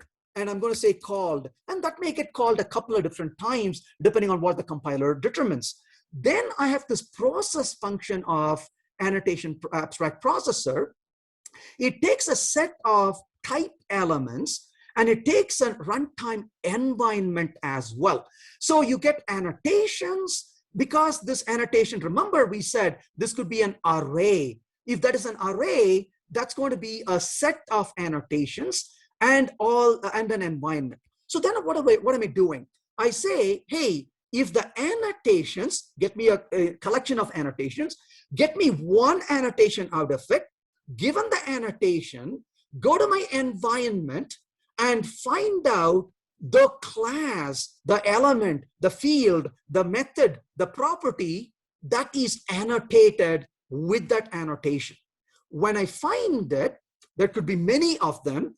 For each one of them, tell me if that element, take that element and find the enclosing elements, meaning the children of it, right? I know it's a class. So I say, give me your children. So now that I have a class person, I have the field first name and the last name. Then I say, hey, are you a field? Why? It could be a method, right? So are you a field? Not a constructor, not a method. If you're a field, tell me that you do have a modifier, which is final. If you don't have a modifier final, I want to know how many there are greater than 0. If you ever find a field without final, then fail the build. So I'm going to say processing environment, get messenger, print message. I provide an error. At least one field is non-final. But you can be as descriptive about this error as you want to. So if I go back to this example now, and if I compile the code this time, notice what it's doing. It's saying called error, at least one field is non-final. If I go back to the code right now, and if I make that a final, as you can see, and come back and compile the code, you can see it doesn't give us any error. If I remove the final, and if I go back and compile the code again, it gives me the error, as you can see. So one last bit I want to show you here is obviously, how am I compiling this code? That is something we need to take a look at. So the answer to that question really here is, the way I'm compiling that code is, first of all, I compiled the annotations and I rolled them into a jar file, as you can see. Then I compile my source code, but I provide two things: a processor path, which is the jar file where the processor is located, and a processor to say what processors I want to use. And then, of course, rest of the compilation. And when the compiler is executed, the annotation kicks in. Now, what if it's a runtime annotation? Then you don't have to worry about the annotation processor, but you can examine that annotation at runtime and you can make use of it. Let me give you one example of that before we wrap this up. I'm a huge fan of service loader in Java 9. What service loader gives you is, service loader comes to life and says, give me everybody who implements my interface. But here's one thing beautiful you can do. You can go get a service loader and it gives you all the implementations. Then you can say, filter only implementations that implement a particular annotation. So what you can then do is, of all the implementers, you can get preferred implementers alone and not the other ones. So in that case, you don't have to worry so much about annotation processor. It's much simpler. You can use reflection to get the data at runtime. The consequence, though, is that's only at runtime, not at compile time, but that's the use case. So there's no one way to use annotation.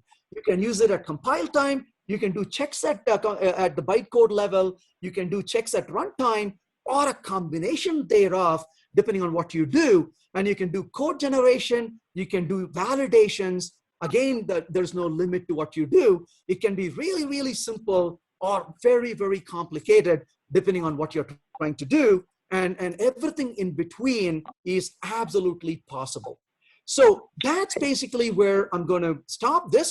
I'm very open for questions, comments, just about anything. I'll be delighted to hear your thoughts, your questions. One comment or question here is, that reminds me, why can you implement annotations? It is an at interface A, class B implements A. What's the use case for this? Yeah, so the problem really is, this is one of the unfortunate things. They decided to use a rather unintuitive syntax. They should not have used at interface at all. But I'm thinking it was really done to reduce the complexity of the compiler. That was the motivating factor. You know, as a programmer, I have this luxury and the audacity to sit and say, I really liked it to be this way. And the language authors shake their head and say, you know, if I were to do it, it'll make the compiler complex, it'll make the grammar horrible, and make the compiler really slow. And so a lot of decisions are made for optimization purposes, but then it really makes things a little bit less intuitive in general for us to use. Donald says, do you think Scala has much of a future in the industry given the rise of Kotlin? I certainly think it does. In general, I try to really avoid questions that put me on a spot where I have to talk one versus another. I have friends in both communities, and I want them to be friends. I want them to come home for dinner. I want to go to their home for dinner. So I would not really talk, bring those kinds of discussions in general. Both are incredibly valuable and very powerful and being used. And I'll leave it at that at this point. Lewis is asking, can I delegate a custom annotation to a specific annotation? For example, my annotation, and delegate to Lombok and when I do not want to use Lombok anymore, I want to delegate it to null. I'm going to say the short answer is no. I don't think you can do it without maybe other pre-processing gimmicks you can do, but to my knowledge, you cannot do that within the language itself or what it provides. So I'm not aware of any way for us to achieve that, unfortunately. Vincent Hay says, I also guess that adding a new reserved word can also cause some breaking on legacy code. Not really, because new keywords are not going to break it. But your point is actually really valuable. When you add a new keyword, there is a conflict of existing keyword. That's a good point. So it's not a backward compatibility issue as much as collision that may cause it. So this is why, that's a really good point actually. And that's why they decided to use the word default for default interfaces. There you go. You and I are talking about the same thing. What a synchronization right there. Yeah, you're absolutely right. That's why they use the default for the default method, because they didn't want to use a new keyword. But having said that, the reason I'm hesitant to go with that flow is there are two places where that's not true. One place is the use of the var, because var is not a keyword, it's a contextual keyword. Another, just to illustrate the point, right? Just to emphasize what we're talking about here, if I were to go back to, give me a second to get back to where I want to be. So if I go back to this example, I'm not suggesting by any means that anybody should do it, but just to illustrate the point, I can say var, x equal to 4, I can output x, as you can see. So that code actually works. But I can also do, and again, please don't do this, I can say var, and I can do a var as well. So in that case, var is not a keyword. Similarly, module is not a keyword. And I'm a big fan of contextual keywords, right? So in other words, in some files, those become keyword, but not in other files. Or in some context, they are keywords, not in other places. So in all reality, going back to your comment, Vincente, is that they could have done it. But in all fairness, They didn't discover that until much, much later, right? So when annotation was introduced, they did not have that ability to do it, but now they do. So your point is absolutely good, and it is true for the time when they did it. It's just that it's now no longer true because they figured out a better way to handle that as well. Only issue is that sometimes it becomes confusing for new language learners. Oh, new language learners get confused all the time. I can't tell you how much I get confused every time I start something new. But one of the things we need to be careful about is, I'm not suggesting that languages should not care about the programmers, but there's also, we need to be careful about not really focusing so much on new learners that we make it really hard for the seasoned programmers to use the language. So we need to draw a line there to avoid it. And the more ceremony the language has, it does become hard over the long time. So we need to really balance that out as well. Other questions or thoughts? So Venkat, when you are writing some kind of a framework or a library, is there a specific naming convention? Like when you created your annotation, you put it in certain package and then you called it as a processor.jar and then injected like that, right? So if you are dealing with some frameworks, like let's say Spring framework, for example, right? Spring has a lot of annotations. Now, I execute a Spring application. I want to understand what's happening behind the scenes for each and every annotation. So as a library provider, is there a naming convention to put all the annotation processors somewhere so that it becomes easy for people to go and understand what these annotations are doing, be it runtime or be it at the compile time, right? So I'm going to give an answer that may not make a lot of people happy, but I think it's important to really think about this answer, and I hope eventually they will come around to agree with it. An annotation processor should be an encapsulated implementation detail. So if I, as a Spring user, I am curious to dig into it, I can do so because that's my nature to be curious. But as an application developer, if I am motivated to do it, that's a leaky abstraction, right? And that should not be done. So a good annotation processor should be completely encapsulated. What I should focus on is a conceptual implication of what it does, because this is why it's important to keep in mind annotations are aspects. And one of the reasons why tools like Aspect J are really double-edged sword. You can use them, but you're going to have a lot of scars on your body when you use them because you don't know where the annotation come in, and that becomes really, really hard to manage it. So the answer to that question is not to dig into them, but to define a good structure, to define a good practice as to how we bring them, and to really spend the time on understanding the implication of using them conceptually, and to write test cases to exercise them so we can get a learning on them than to poke them around. So in spite of the fact that these annotation processes exist, it's really important not to stick our fingers into them, but instead to really write the test as a learning tool, which is what I do, by the way. I write a lot of tests around these so I can experiment and understand their behavior. So I get to know what they do and leave the details of how they do, because that should be encapsulated. Keep it also in mind, the how can change in the future any number of times. The what need to be stable. So we want to really focus on that as well. And that would be my approach to take. Okay.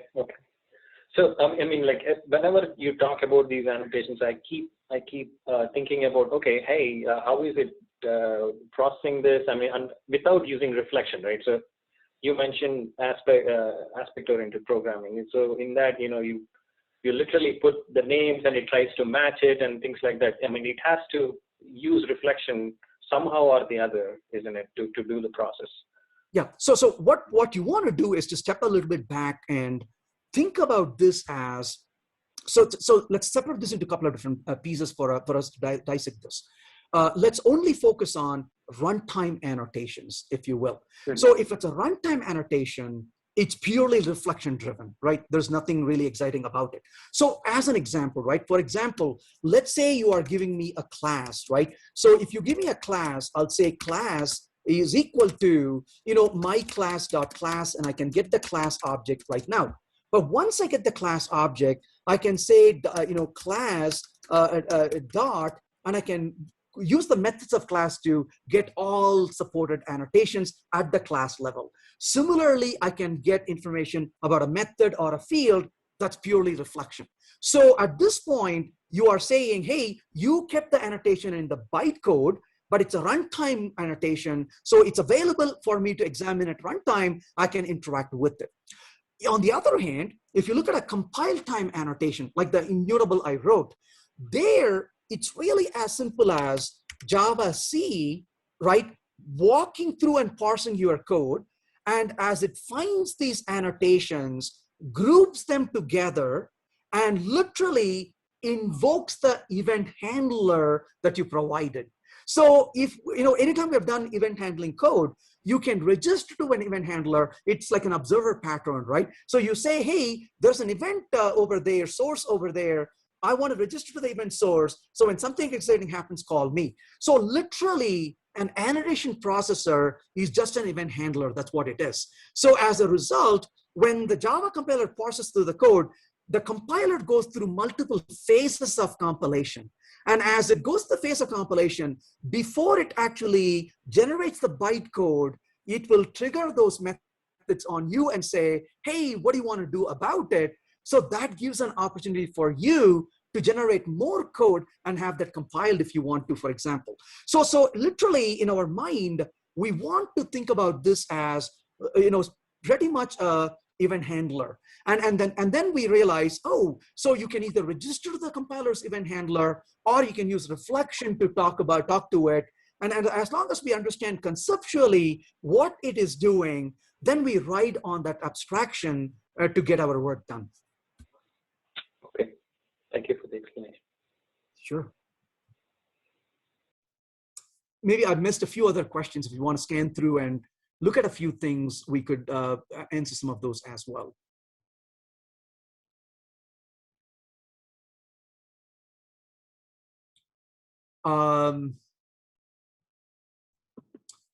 Venkat, can you talk about type use in the annotation?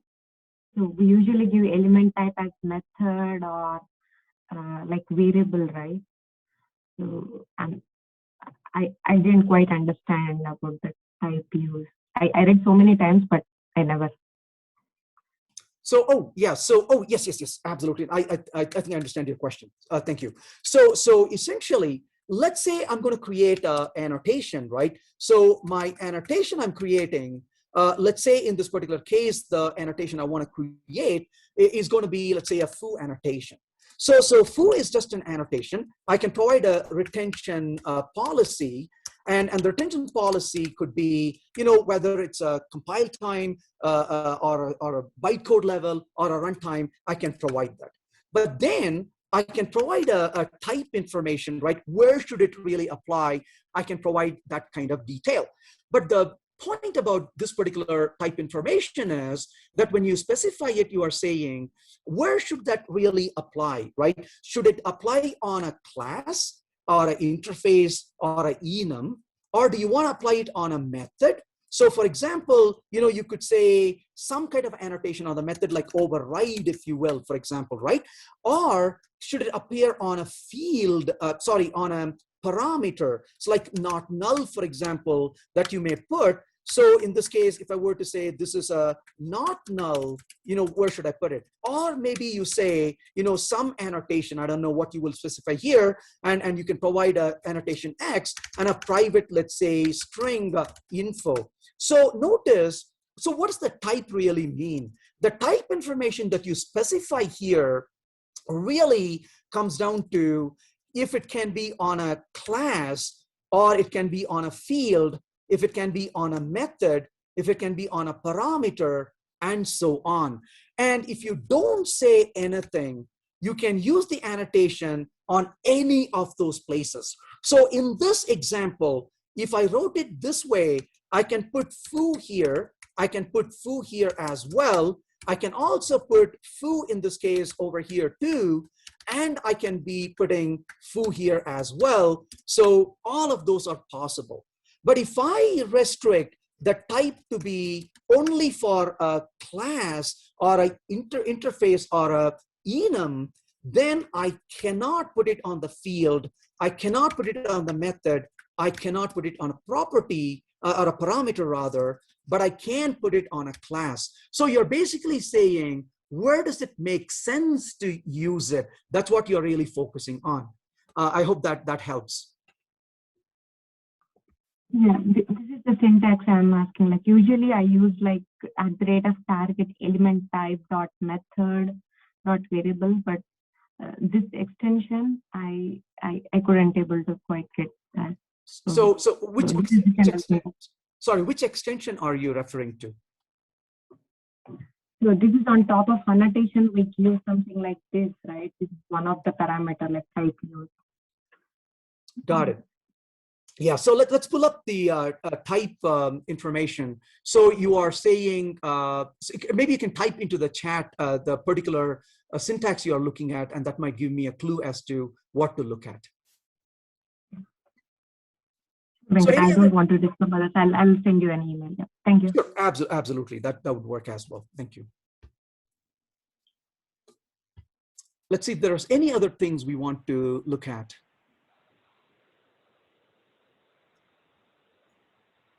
Venkat, I typed one of the question in the chat. Sorry. So which one is it? Shyam. Hey, your voice is very low.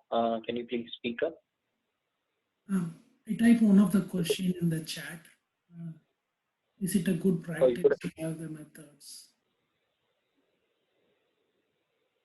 Sorry, I couldn't get Oh, this was the one about they're asking about the use of optionals.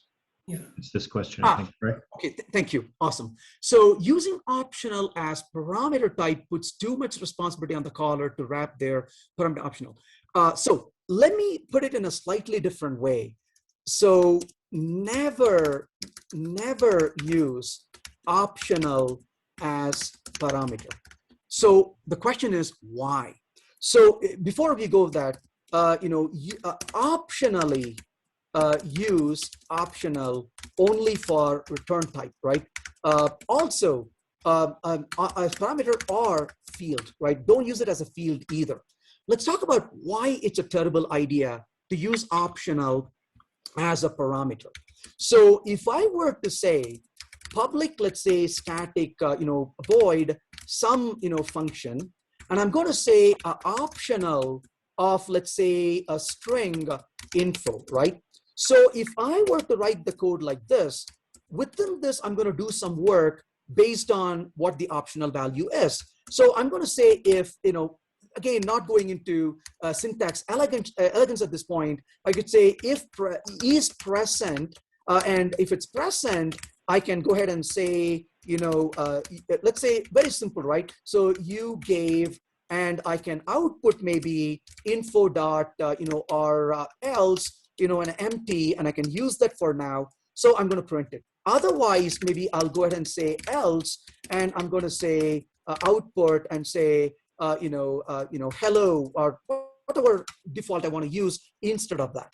So the problem with this approach is, if I were to take a piece of code like this, and if I were to, design my API with this particular example, we are going to cause quite a bit of burden on the user, like you alluded to already, right? So some func, and I'm going to say optional dot, let's say of, let's say, hi as an input.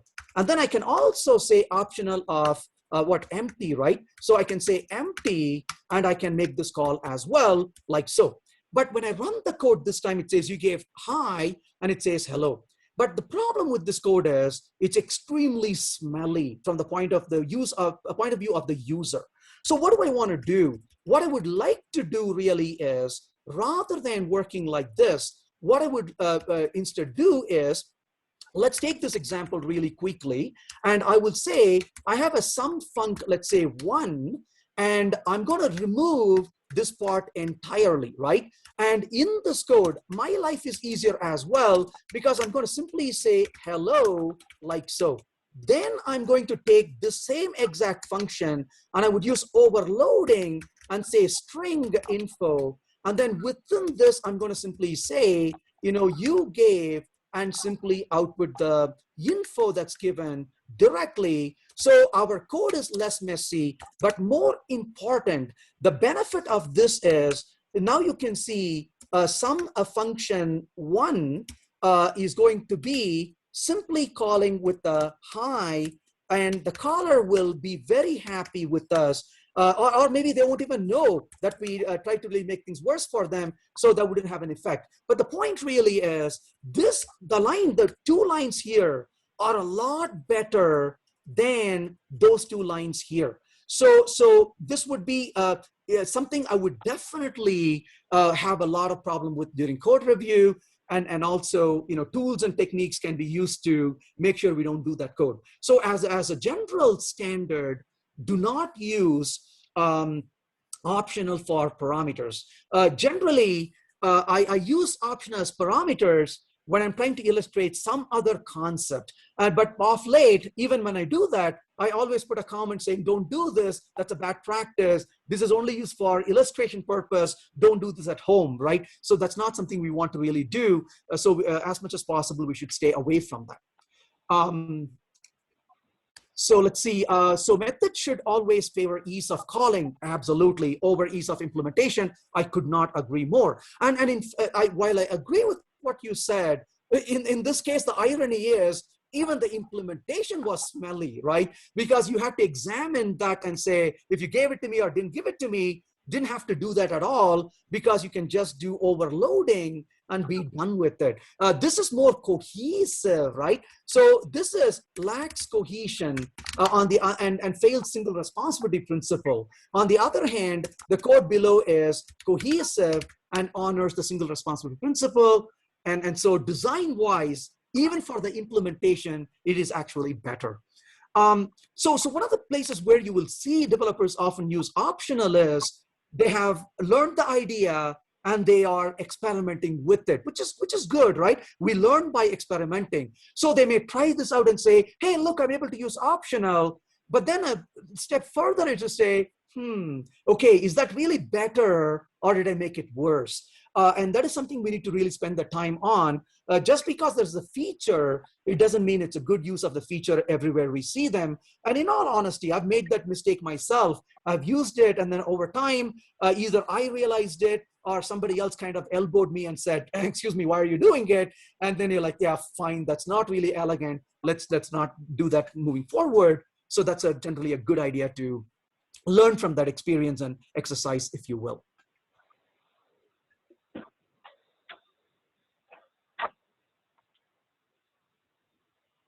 That was a wonderful talk, Venkat. I really enjoyed it. It's really amazing. A lot of things to learn here, Venkat.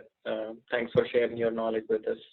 Thank you. Thank you so much for organizing for your evening. Thank you. Thanks so much for everyone who joined as well. Really appreciate. Wonderful group. I couldn't ask for anything better. So thanks for keeping me interactive and engaged. I love this group. Thank you. And thank you again for always supporting our JUG.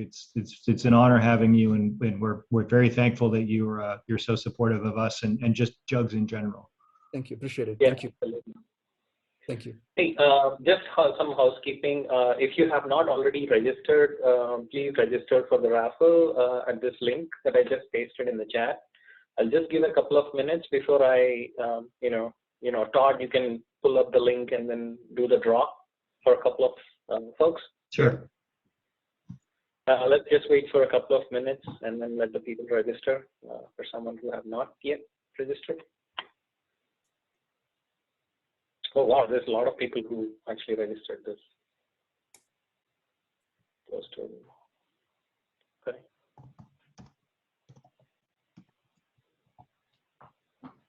I'm gonna upload this recording on YouTube and actually circulate this on the Meetup group, and also I'll post on Twitter and LinkedIn. If you guys have not yet joined the group, please do, and please also ask your friends to join the group. It's free. So, yep. All right, are we ready? Yeah, I think so. All I right. think we should. I'll draw one. Yep. Srikanath Kagalu. Sorry, I Srikant. butchered your name. I'm almost certainly butchered your name. No, that is right. It's Srikant Kagalu. I think it's Srikant Kagalu. Congratulations. Yeah, thank you. Thank you. Cool. We will email you the license, and just look out for an email from us. Okay, sure. Then, Thanks. Todd, you want to draw one more? Yeah, let me just cut and paste this name. Here we go. Vidyaskar Reddy. Okay, thank you. Vidyasagar Reddy. Okay, congratulations, Srikant and Vidyasagar. Look out for an email from us, and make sure to redeem the license before that date. There's a date before which you have to redeem, or else it will expire. Yeah, they're time sensitive.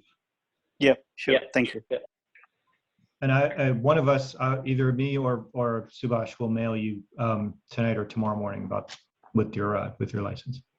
Okay. Yeah, thanks. All right, I think we can call it a night. And even though it is like 2 hours, Venkat, you really didn't feel like 2 hours. Yeah. And there's a lot of learning here. No one felt like it's like 2 hours, honestly. And we actually created a class, Venkat, which extends human or which extends superhuman, implements amazing things like that while you're doing the chat. But this really is amazing. Thank you so much. I hate to tell you, it's full of bugs. So now you're going to spend all the time debugging.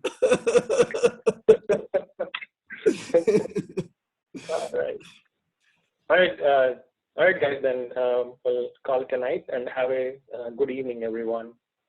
Good night, everybody. Thank you. Good luck tomorrow, Thank you. Subhash. Thank you. Thanks, everyone. Thank you, everyone.